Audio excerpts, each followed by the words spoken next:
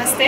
मेरा नाम सृष्टि श्री है। मैं बनारस हिंदू यूनिवर्सिटी की छात्रा हूँ और हालांकि अभी ही मैंने जो है माउंट यूनम जो है वो फतेह किया है, जिसकी ऊंचाई थी 6150 मीटर, और दूसरा माउंट जो कि माउंट पतालसू है उसकी हाइट थी 4120 मीटर।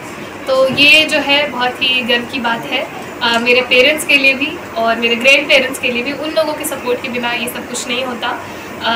मेरी माँ बेबी कुमारी और मेरे पिताजी श्री अरविंद कुमार, उन लोगों का बहुत ही सहयोग रहा है, मेरे भाइयों का बहुत सहयोग रहा है इन सब में।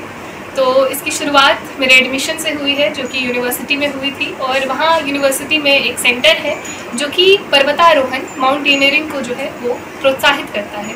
उस सेंटर का नाम है यूनिवर्सिटी माउंटेनियरिंग सेंटर, जहाँ पे 2 कोर्स चलते हैं, प्राइमरी और एडवांस। मैंने प्राइमरी वहाँ से करी है और प्राइमरी में वहाँ पे अच्छा कर फिर मैंने एडवांस के लिए फॉर्म फिल करा, जिसमें मैंने रिटन दिया, फिज़िकल दिया, और फिर मैंने वहाँ का इंटरव्यू दिया, नॉट प्रैक्टिस कराया वहाँ पे, और वहाँ पर मैंने पहला स्थान जो है वो प्राप्त किया। पहला स्थान प्राप्त करना थोड़ी अचंभा वाली बात थी मेरे लिए भी कि ये कैसे हो गया, क्योंकि इतनी उम्मीद नहीं थी मुझे, लेकिन खैर। और फिर हमारा जो है इस माउंटेनियरिंग कोर्स में हमें बताया जाता है कि पर्वतारोहण की अहमियत क्या है, क्योंकि बहुत बच्चे जो है वो स्पोर्ट्स में है, लेकिन वो क्रिकेट में है, कबड्डी में है, बाकी सारी चीज़ों में है, टेनिस में है, लेकिन पर्वतारोहण, माउंटेनियरिंग ये सारी चीज़ों से वो अभिज्ञ है। तो मुझे इसमें शुरू से ही बहुत ही ज़्यादा इंटरेस्ट था, जो कि मुझे मेरे भैया से मिला, बड़े भैया से मिला, और छोटे भैया ने भी बहुत प्रोत्साहित किया है मुझे। और वहाँ फिर हमारा एडवांस कोर्स में हमारा लोकेशन जो है वो सेट हुआ था हिमाचल और लद्दाख का जो है वो बॉर्डर एरिया।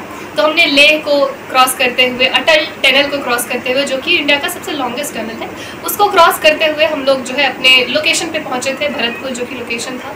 पहला जो रात था हमारा, पहली रात जो थी वो बहुत ही ख़राब और बहुत ही ज़्यादा कष्ट वाली थी कह सकते हैं, क्योंकि सबके ही सर में दर्द हो रहा था। वहाँ पर सबको ही एमएस ने हिट किया था। एमएस एक माउंटेनियरिंग टर्म है, एक्यूट माउंटेन सिंड्रोम, जिसमें कि एक सर्टेन ऑल्टीट्यूड पे पहुंचने के बाद आपके सर में इस जगह दर्द होता है, और फिर आपको उल्टियाँ भी होती है, आप नॉशियस भी फील करते हैं, और आपको नींद बहुत कम आती है। तो पहली रात जो है वो हमने 1.5 से 2 घंटे ही सोए होंगे, और मेरी टेंट पार्टनर थी, मुझे याद है उसकी सांसें बहुत ऊपर नीचे होने लग गई थी, वो रोने लग गई थी कि मुझे अपनी माँ के पास जाना है, और मुझे वहाँ पे डिप्टी लीडर के तौर पर नियुक्त किया गया था। तो मेरी ये जिम्मेदारी थी कि सबकी मैं सहायता करूं, सबको देखूं कि सब ठीक है या नहीं है।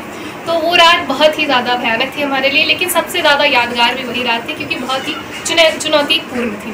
नेक्स्ट डे हमारा एक्लिमेटाइजेशन वॉक हुआ, जिसमें कि आपको सर्टेन हाइट पे जाके वहाँ के इन्वायरमेंट में आपको अडेप्ट करना होता है। तो वो होने के बाद नेक्स्ट डे था, उस दिन हमने फतेह किया अपना समिट पॉइंट, जहाँ पर हमने फेरी लोड किया, अपना स्नो बूट्स, क्रैम्पॉन्स, ये सारी चीज़ें वहाँ पर जाके डालनी थी।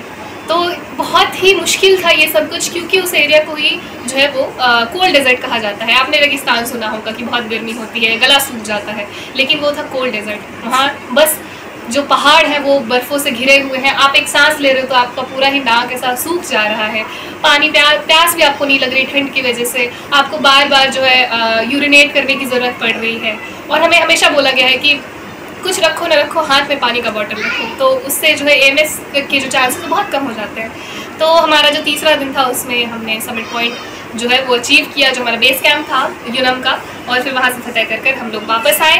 और थोड़ी हालत ख़राब थी, ऑनेस्टली स्पीकिंग बहुत ज़्यादा हालत ख़राब थी, सब लोग बहुत ही लेट गए थे, प्रॉपर एकदम सबको चक्कर आ रहा था। फिर हमारे जो टूरिस्ट गाइड थे उन्होंने हमें मनाली लेकर गए। वहाँ पे हमारे सोलांग वैली में एक और माउंट है जो कि माउंट पतालसू है।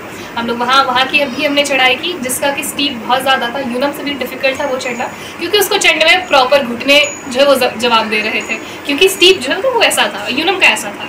तो वो मुश्किल था, लेकिन हाइट कम थी, लेकिन हमने वो भी फतेह किया। वहाँ पे भी जाकर हमने नारियल फोड़ा जाके फाइनली, और अपना झंडा लहराया। तो यही छोटी सी कहानी, और ये श्रेय जो है सिर्फ मेरा नहीं है, मेरी पूरी टीम का है। मेरे माता पिता, मेरे दादा दादी जी, मेरे नाना नानी जी, मेरे भैया, मेरे अंकल, मेरी आंटी और बड़े पापा, बड़ी मम्मी, सबको ये श्रेय जाता है, बुआ फूफा जी, सबको ही।